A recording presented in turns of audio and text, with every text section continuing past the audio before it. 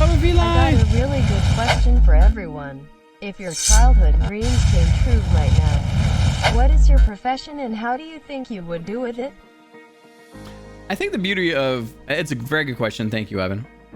I think the thing is that when as a kid, your imagination is both.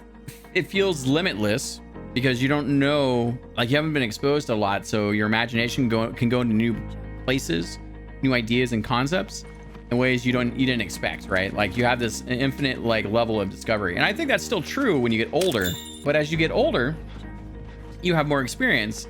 And so I think, my early childhood dreams of simply I'd love to make a video game or make a world or make characters and conversations and write and I used to, I do a lot more. I've reconnected with parts of myself I didn't expect. My dad told me you used to draw all the time and you were pretty good at it. I turned out my dad also liked to draw. And I never really knew that part of myself. I grew up very early in life. I mean, I was out of the house when I was 15. So I think, as I've gotten older, I still have the kernels of the dream, of the dreams that I wanted to achieve. I mean, simply it was I want to make video games.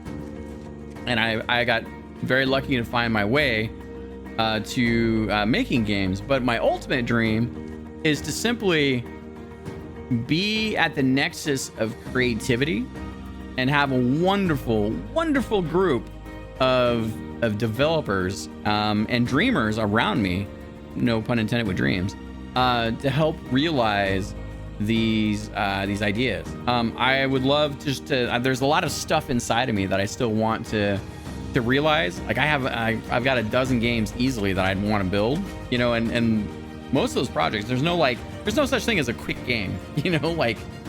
You're talking about months and months, years, not even months, years of work and effort most of the time. Sometimes there are some exceptions. I mean, but you still takes a team of people to do it. So my dream now, is I didn't realize, but I wanted to be more in a director place, and be able to to give direction and art feedback and to find these happy. When I joined the game industry, I'm very detail oriented. So when you take a PC game and you move it to console, it's very important to get the controls to feel right, be right, and that generally means you have I get really down in it and I go deeply. And a lot of times in development, especially with porting work and things like that, not everyone can be as experienced. I mean, I've clocked thousands and thousands of hours on controllers for my entire life. How is someone going to come in and be like, oh, this is the way it's supposed to be, right? So a lot of times, being able to exercise that ability to go deep into something, try to figure out a design language or rules, on how things should behave, and then the mechanics of tuning those aspects. Because you never get it right just once. Words don't do it. You have to iterate, right? And then I think then to come back and then to work with people that I can help get those refined concepts across and not remake the wheel every time, if that makes any sense. So, but I think I'd rather do that as a director, sitting, being trusted to have that that ability to go deep, but also to pull back and then to have the the ability to look at the broader picture. So I don't know if that makes a lot of sense, but I think that's a big aspect that's different that I've learned in terms of my own dreams from from when I was a kid, just saying, hey, I want to make games, to oh, this is a lot more what it means to make a game or to make the things I love, right? I want to make animated features, I want to make motion comics, I want to make video games, I want to make interactive VR experiences. I want to do storytelling in VR in new ways that push the boundaries. I've had good exposure and experience around some of those things, and then I want to work on new frontiers of technology, right? As we become more hyper connected, I want bigger worlds, virtual environments. I want to craft game development technology tools. I love nerding out on workflows and production processes. I like figuring out how to do something, because you can always find the kind of scrappy way to do something. But then you have to figure out, okay, how do we not lose the end result, clean it up, and make it something that where you can actually share how to do that thing with other people and bring them in and not have to pay the cost of having to refigure it out all again. So many things I want to do. So now I think I'm closer to that dream. I'm not there yet. I mean, but I am directing, which is great. And you know, life is longer in that perspective. And I think that ultimately what I'd love to do is make a boatload of money so I don't have to think about money anymore. And then have a bunch of philanthropic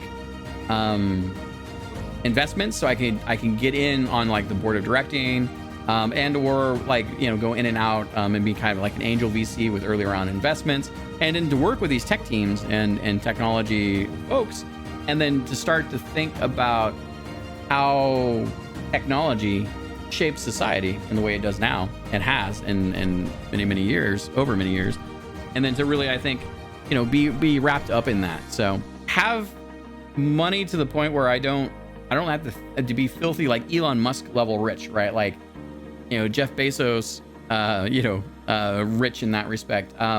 So then I can give it, I can put it in motion and give it out to the world to improve just things in general. Like, you know, your ability to give, and it's not really the full answer, but then, you know, there's so much more stuff. So, DrBossKey president in 2030.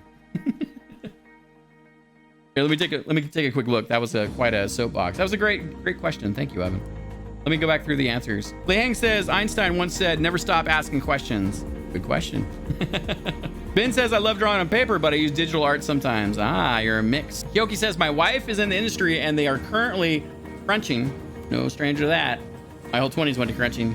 But the company is giving them $25 a night to spend on food as a thank you. It's pretty cool. Yeah, little perks for sure. I hope she's getting some she's in a place where overtime still applies, or, you know, like that. Chef says, "Buddy and I built a world tabletop RPGs." Ah, so good. Lee Hang says, "My dream as a kid was to be an astronaut. So if it did come true, I might be watching DrBossKey in space right now." Space! Evan says, "I would be a doctor, a great one and passionate and caring one." Whoa, Evan. I don't know. You'd have to be a part-time doctor with all the surfing you like to do. You could be a doctor that surfs, but instead of like, you'll be a paramedic of the sea. So you can only treat people out on the waves. Lindon says, "I would have been an astronaut too, so I would be beside the hang." Aw. Ben says, "This project that I'm doing had taken 2 months so far." Yeah, I can imagine.